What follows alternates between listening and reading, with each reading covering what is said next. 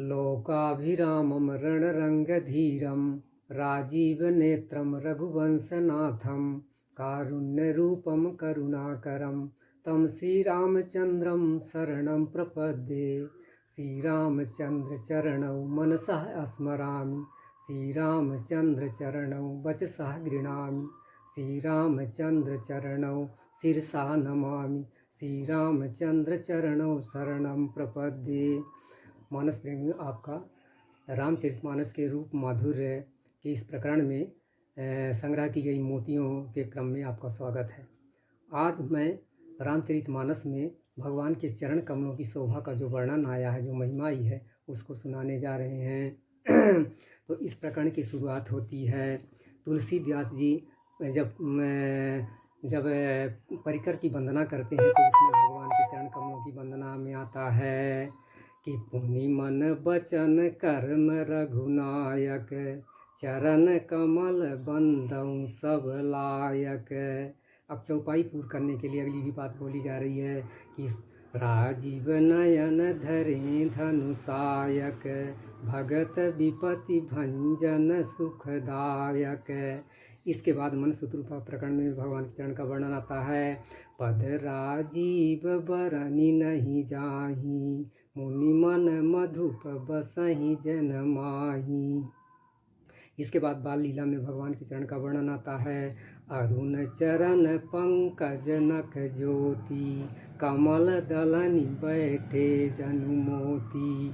रेख कुलिस ध्वज अंकुश सोहे, नूपुर धुनि सुनि मुनि मन मोहे। फिर भगवान के विवाह प्रकरण में चरण का वर्णन आता है कि जावक जुत पद कमल सुहाए, मुनि मन मधुप रहत जिन छाए।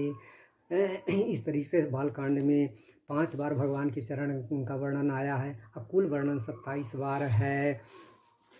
फिर इसके बाद वनवास जाते समय सीता जी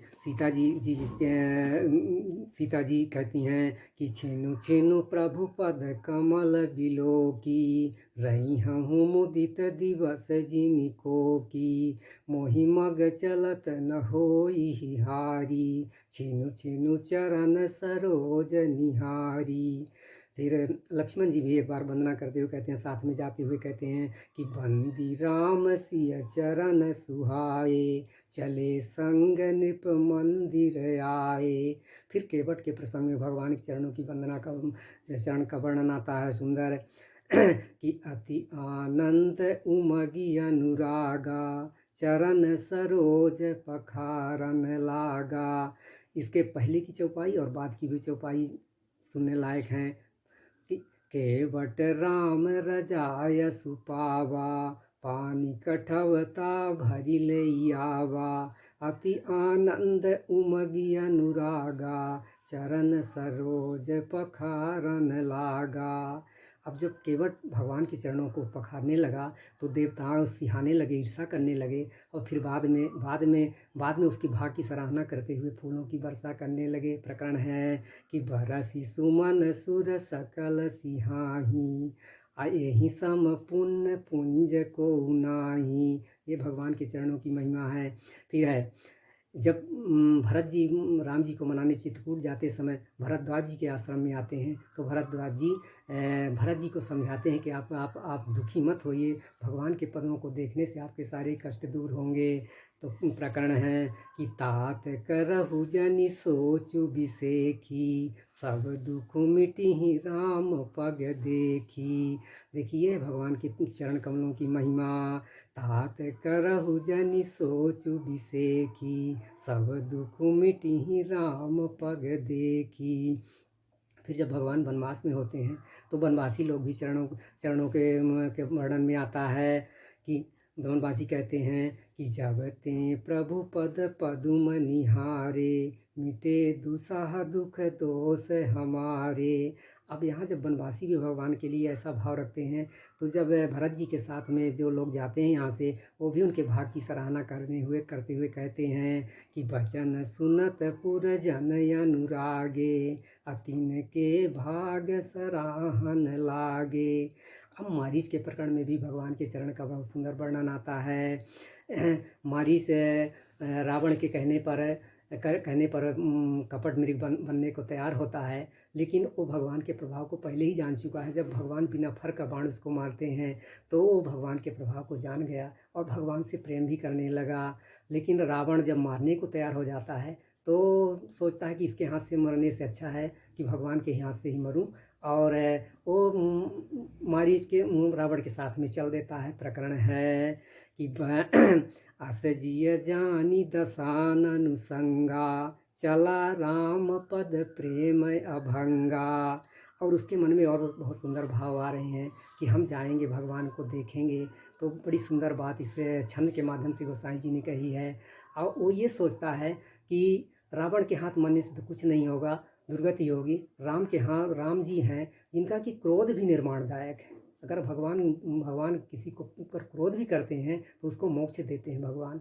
और यदि भगवान उसके ऊपर कोई भक्त है तो भगवान उसको अपने आप को भी सौंप देते हैं। ये सब चीज़ें बहुत सुंदर इस छंद में कही गई हैं।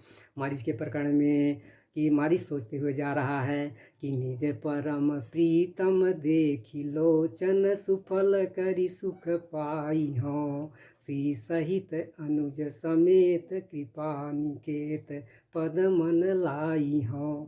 निर्वाण दायक क्रोध जाकर भगति अब सही बस करी, निज पानी सर संधानी सो मोहि बधी सुख सागर हरि। भगवान जो कि किसी के बस में नहीं है, अवसी कहा गया है, ऐसे भगवान भक्त के बस में हो जाते हैं। तो यही वो सोच रहा है कि भगवान यदि हमको बैरी मान के मारेंगे तो भी मेरा मोक्ष हो जाएगा, और यदि मेरे अंतर्मन की जान के करेंगे तो मुझे अपना पद भी दे देंगे। अब भगवान तो अंतर्यामी हैं, भगवान जान गए कि ये प्रेम हमसे करता है, ये रावण के दबाव में मारीच में बना हुआ है। अब प्रकरण आया है कि अंतर प्रेमता सुपहिचाना, मुनि दुर्लभ गति दीन्हि सुजाना। भगवान उसके अंतर्गत की मान गए कि ये मुझसे प्रेम करता है, और भगवान ने उन्होंने जो मुनियों को दुर्लभ गति वही गति जो है सुंदर गति उसको मारीच को दिए हैं भगवान।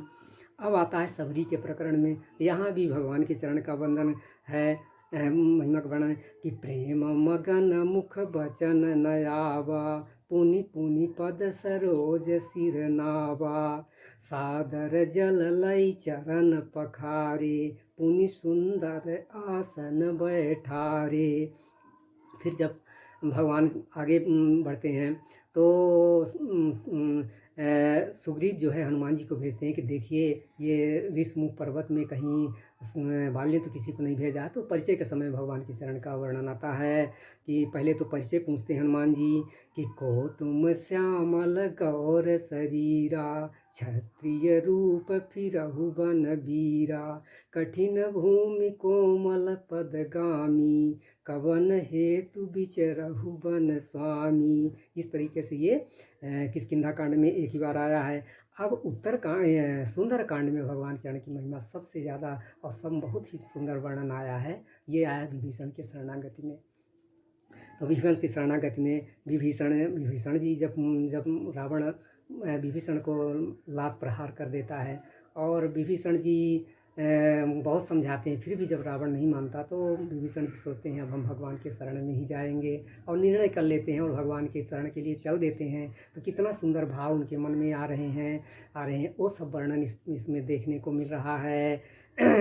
विभीषण जी सोचते हुए जाते हैं कि देखी हूँ जाई चरण जल जाता, अरुण मृदुल सेवक सुखदाता, जे पद परसि तरी ऋषि नारी, दंडक कानन पावनकारी, अजे पद जनक सुताउर लाए, कपट कुरंग संग धर धाये, आहर उर सर सरोज पद जेई, अहो भाग्य मैं देखी हूँ तेई।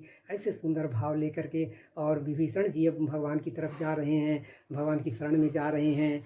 फिर और सोचते हुए प्रकरण आ रहा है कि कहते हैं कि जिन पायन के पादुकनी, भरत रहे मन लाई, ते पद आजु बिलो की हूँ, इन नयन ही अब जाई। फिर भगवान उनके कुशल पूछते हैं तो कुशल जब पूछते हैं तो विभीषण जी कहते हैं कि अब पद देखी कुशल रघुराया, जो तुम कीनी जानी जन दाया। अब मैं कुशल मिटे भय भारे, देखी राम पद कमल तुम्हारे। और भी कहते हैं भगवान के बारे में कि तुम कृपाल जा पर अनुकूला, ताहि न व्याप त्रिविध भवसूला। अहो भाग्य मम अमित अति, राम कृपा सुख पुंज, देख्यो नयन बिरंचि शिव, सेव जुगल पद कंज। इसके बाद युद्धकांड में एक सुबेल पर्वत पर जो भगवान है उस समय वर्णन भगवान के चरण का बहुत सुंदर आता है।